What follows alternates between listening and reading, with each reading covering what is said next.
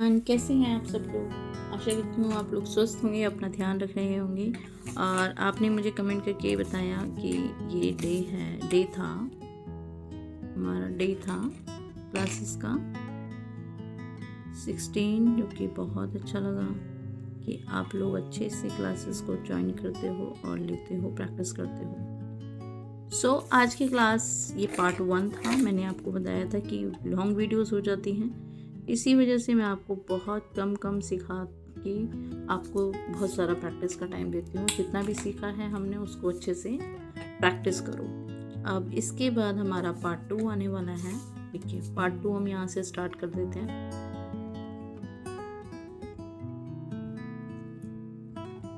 Part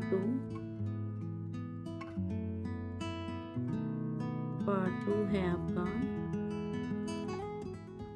देखिए जब भी आप स्वान्स की एक बेल बनाते हो, ठीक है, बेल बनाते हैं हम तो सीक्वेंस में बनाते हैं ना,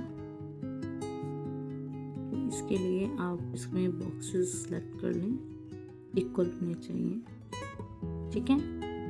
ऐसे देखिए यहाँ से ऐसे करके और यहाँ तक लेके आना है आपने, और यहाँ से ऐसे करके इसको ऊपर ले आकर के आपको ये यहाँ पर डन हो जाना चाहिए, ठीक है। इसके बाद हमारा दूसरा आएगा, तो यहाँ से आएगा,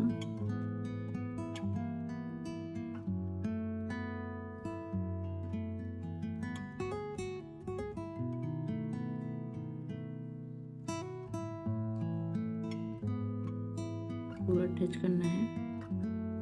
डिज़ाइन सिमिलर होना चाहिए, मतलब कि छोटा बड़ा नहीं होना चाहिए, तो लुक अच्छी नहीं आती है। इसके बाद हमने इसको मेज़र किया, बॉक्सेस कर दिए, कन्वर्ट कर दिए, तो उससे हमारे साइज सही रहेगा।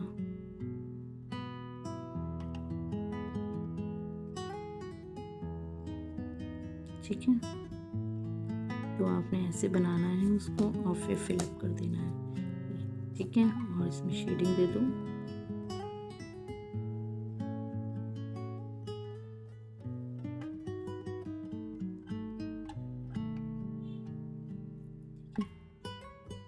और फिर यहाँ से जो है आपका डिज़ाइन उसको फिल कर दो बाहर का।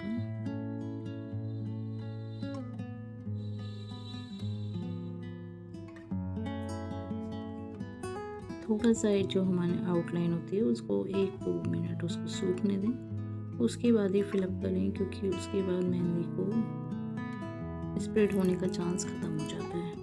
अगर आप साथ के साथ करोगे तो स्प्रेड के चांसेस बढ़ जाते हैं मेहंदी के, जो कि आपके डिज़ाइन को ख़राब करते हैं, फिर आपकी मेहनत को ख़राब करते हैं। इसलिए कुछ चीज़ें आपको बहुत ध्यान रखनी होती हैं।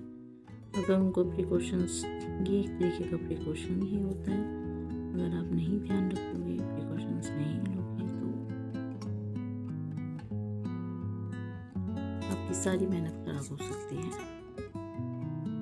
ओके,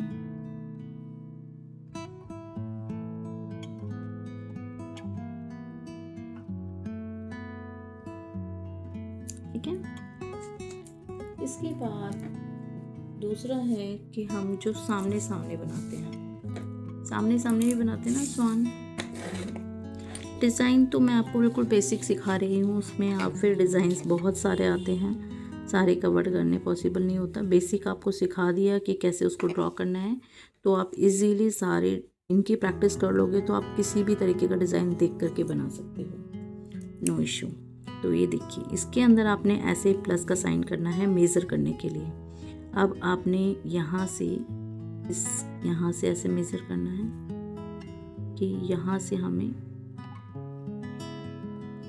ये किया और ये किया, ठीक है। इसके बाद यहाँ तक आया, यहाँ तक आया, फिर इसके बाद डाउन डाउन,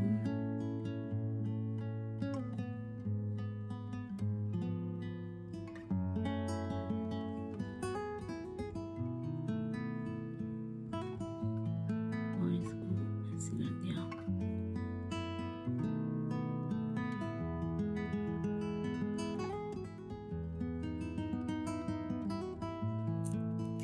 ठीक है। थोड़ा सा स्टार्टिंग में 19-20 होगा, आपसे बनेगा नहीं तो डिमोटिवेट मत होइएगा, प्रैक्टिस कीजिएगा उसकी। और फिर यहाँ पर लाइन ड्रॉ कर दीजिए आप। थोड़ा सा 19-20 फर्क आए तो कोई इशू नहीं है, ज़्यादा नहीं आना चाहिए फर्क, ठीक है। फिर इसके बाद आप कुछ भी कर सकते हो, बीच में सेंटर से आप कोई भी, यहाँ से आप कुछ भी लोटस लेके जा रहे हो, जैसे कि इसके अंदर किया हमने।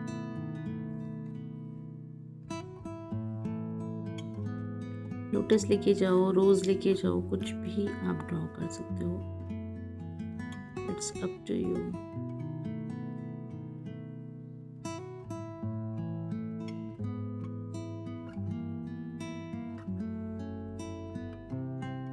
ओके, और फिर यहाँ भी देना चाहते हो कुछ तो दे सकते हो डेकोरेशन के लिए। पूरा डिज़ाइन को आप बेसिकली आपने कवर करना है, वो देखने में लुक वाइज अच्छा लगना चाहिए, ऐसे आना चाहिए। इसके बाद इसको फिल कर दो, आउटलाइंस इसकी बोल्ड करके इसको फिल कर दो।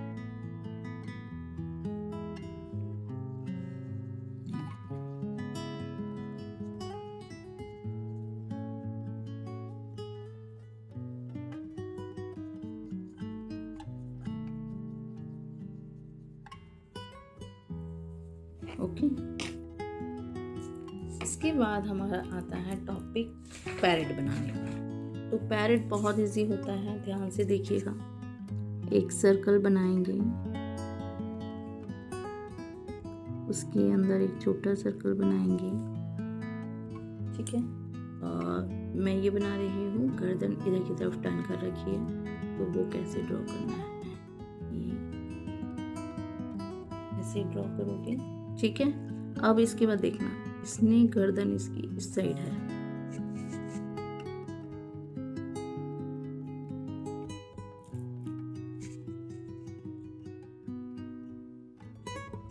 ये टेल इसकी लंबी होती है और फिर ऐसे, और ये ऐसे है, ठीक है। अब हम इधर की तरफ गर्दन करी है और हम इधर की तरफ बनाते हैं। ये देखिए, सर्कल किया, सेंटर में सर्कल किया, फिर इधर की तरफ देख रहे हैं तो ये ऐसे किया, ऐसे बनाया, और फिर ऐसे करके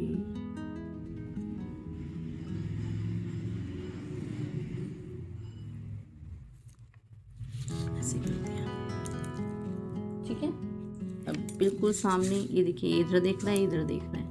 अब बिल्कुल नॉर्मल जो बैठा है पेड़ पे और सीधा देख रहा है, तो उसके लिए आपने बहुत सिंपल तरीके से बनाना है। देखिए, गर्दन करी, ये इसकी चोंच है, और ये ऐसे ही बैठे हैं बिल्कुल सीधे, ऐसे करके, ऐसे।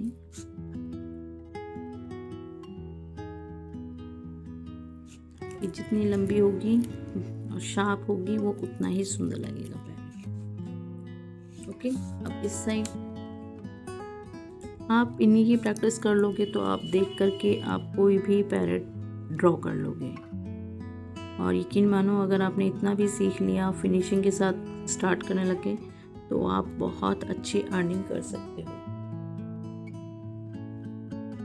जिस साइड इसकी ये चोंच होगी, उससे अपोजिट साइड इनका ये पार्ट बनेगा, ठीक है। शुरुआत में कंफ्यूजन होती है, सबके साथ होती है, आपके साथ कोई नई बात नहीं होगी, अगर आपके साथ होगी, सबके साथ होती है। तभी तो बिगनर और प्रोफेशनल इसलिए बोला जाता है।